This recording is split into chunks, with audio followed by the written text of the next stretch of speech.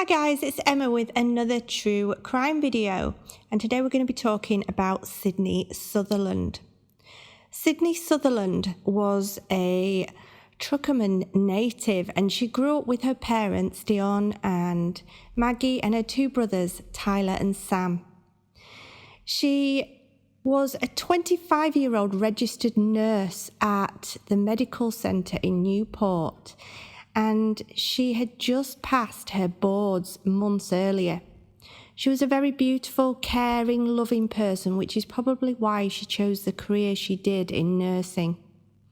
She loved her family, and her mother was her bestest friend. Sydney liked to keep herself in shape. She loved to exercise, and she did a lot of jogging and running. Sydney normally walked or jogged a loop in the area between County Road 41, 42, 43 and Highway 18. But it was never the same time every day or even every other day because she did work shifts as a nurse. Sydney and her family had just gotten back from a trip to Destin in Florida. She loved the beach, and she'd just got back from being with her family. That day, she'd been to see her mother. They'd talked for a little bit, and then she said she was going to go home, bake some brownies or some cookies and go for a jog. And as she left, she told her mother, "I love you. I'll talk to you later." And then she went. That was the last time her mother ever saw or heard from her again. Later that day, she went for a jog near her home in Jackson County, about 80 miles northeast of Little Rock. Sydney Sutherland disappeared on that day, the 19th of August, 2020, and reported missing at 7 p.m. that day after she failed to return home from the jog, back to her home that she shared with her boyfriend of 4 years, Alex. He'd become concerned, and he'd been contacting her family, trying to see if they'd heard from her. Her belongings and her vehicle were left at the house. A UPS driver had confirmed that he had seen Sydney on the Wednesday afternoon near County Road 41 as he'd driven past her. And home security footage of Sydney taken about 90 minutes before her run was shared by a relative on Facebook, and this showed no signs that she was distressed in any way prior to her jog. Family searched all night long, retracing where she would normally go for a jog, and by the next day, they had several different departments, state police and FBI were involved in the search also. News of Sydney's disappearance spread across Arkansas, and a community search party was formed to look for her. There were around about 150 people in the search the first night, and even more the next day. They spent hours walking, searching on foot, on four-wheelers, and looking for Sydney. The search op also included using K9 units and helicopter crews. A man named Mr. Llewellyn was one among those who took part in the search efforts. Quake Llewellyn was listed as a member of the Sydney Sutherland Search Party page on Facebook. He was seen there 3 or 4 times over the course of the search, and a friend of Sydney's who asked to remain anonymous also confirmed that she'd seen Quake Llewellyn one of the days during the search party. With the search underway and hoping to avoid becoming a suspect, Quake Llewellyn went to police to say that he may have been the last person to see Sydney alive, prompting authorities to automatically start looking into his background. He also joined a Facebook group dedicated to finding her and claimed to be a member of the search party. Apparently, Sydney Sutherland, a registered nurse, and Quake Llewellyn had both attended Truckerman High School years earlier and were a few years apart in age. There was a report that they had once been friends on Facebook until Quake had apparently defriended her. But the reasons for this were unknown, and authorities have asked Facebook to provide details of this information as to when the unfriending, etc. took place, ready for the court appearance next year. On August the 20th, last year, 2020, authorities found Sydney's iPhone by looking into phone pings. It was just laying in a field along Jackson Road 41 South, located about 1.3 miles from her home, so not far at all. Police found her broken sunglasses in a barn, and a day later, authorities in Jackson announced that they'd discovered Sydney's body in a deserted field. The remains had been taken and an examination were carried out to confirm that it was Sydney Sutherland, and an autopsy was carried out which also revealed the cause of death was multiple blunt force traumas. But no further information is being released until the trial. Authorities were able to allegedly place the suspect near the body by using information and pings from Quake Llewellyn's own cell phone data. Quake Llewellyn, 28, 8-year-old divorced farmer, was a farmer from Jonesboro in Arkansas, according to local reports. Llewellyn was employed through his family's farming business. The Llewellyn family had been recognized as the 2016 Jackson County Farm Family of the Year. He was held without bond in the Randolph County Jail on charges of capital murder, rape, kidnapping, and abuse of a corpse. He then pleaded not guilty, but allegedly confessed when Sutherland's body was found 2 days after this. He told a psychologist gauging his fitness for trial, "I knew I didn't kill her on purpose," Quake allegedly told the psychiatrist. Llewellyn was interviewed on January the 7th by Dr. Lacey Willett, a psychiatrist at the Arkansas State Hospital. Dr. Willett filed 2 reports on their interview, during which Quake Llewellyn described what he had reportedly done. He told Dr. Willett that he'd been driving to check the wells and the rice fields when he saw Sydney walking down the gravel road. According to the report, Quake Llewellyn said that he intentionally ran her down and then turned his vehicle round, but when he turned around he couldn't see her, in brackets I guess because the gravel road was still dusty, close brackets. Cops told a court hearing that Llewellyn was travelling westbound on County Road 41 in Jackson County when he observed Sydney Sutherland walking and passed by. He turned around and returned to her location. He reported that he walked over to Sydney and asked if she was okay, but she did not respond, and he believed she was dead. "At this point, I was scared," he said, "and I was afraid I was going to get in trouble for running her over. So he abducted her by placing her in the back of his pickup truck, where he sexually assaulted her." Quake Llewellyn put Sutherland in at the tailgate of his truck and drove to a nearby rice field, dug a hole, taking the woman's clothing off, and apparently tried messing with her a bit. In brackets.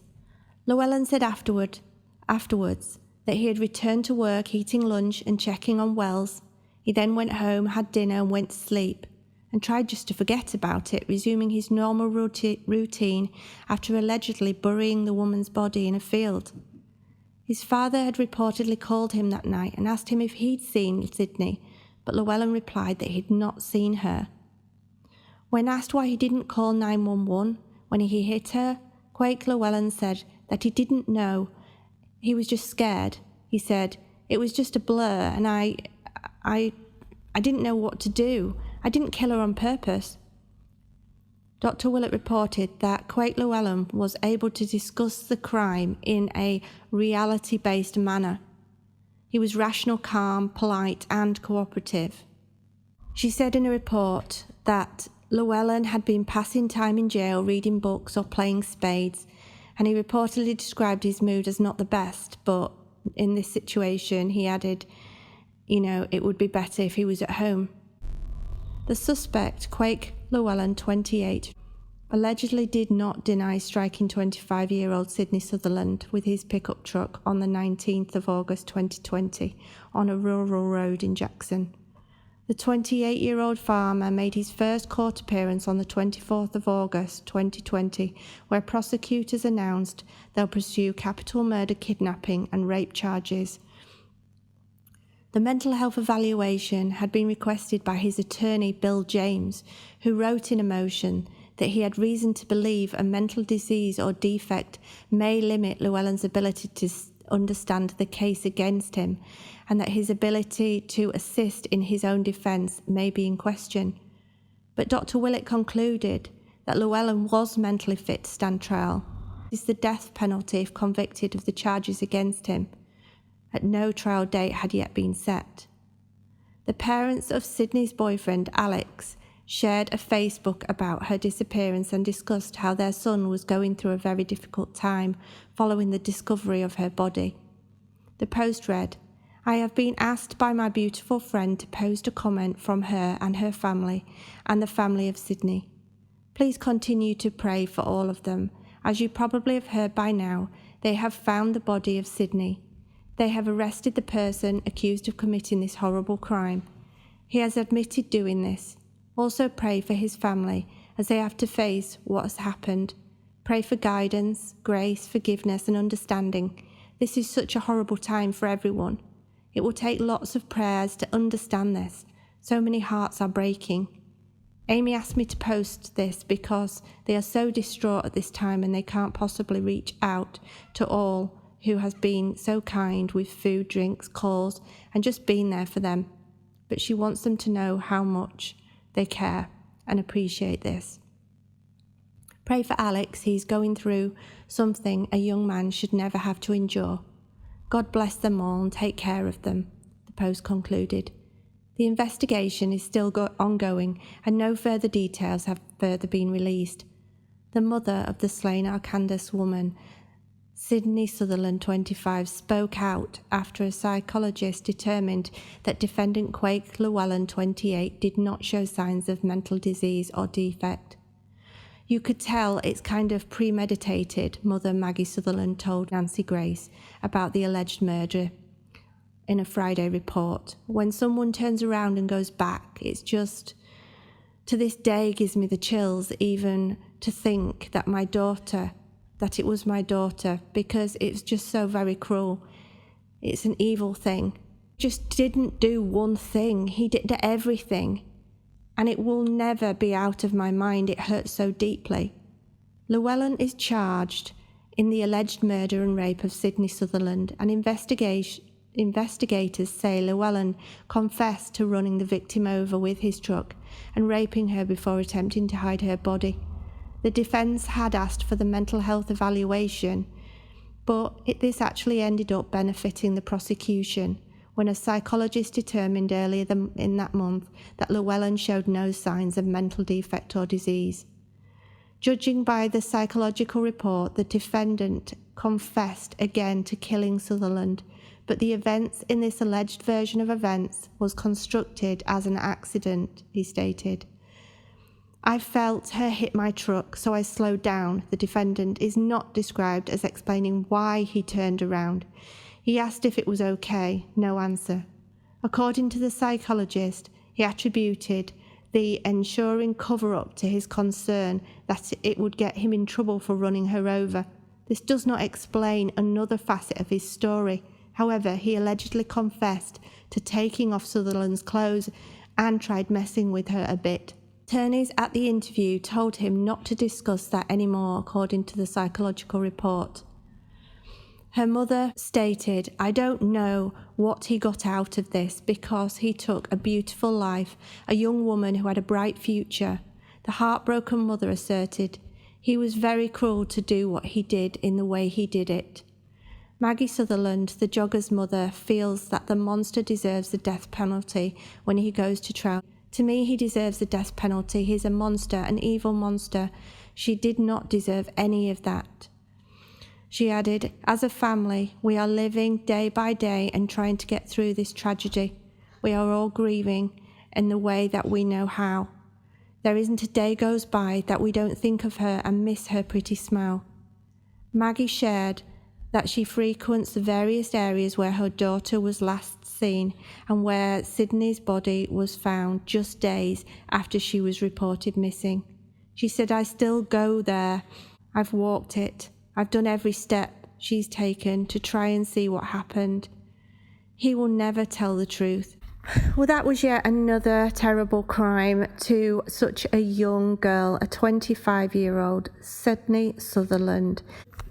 She had such a bright future ahead of her, so many years of fun and family life to experience, and it was short-lived and taken away from her so early. And for what?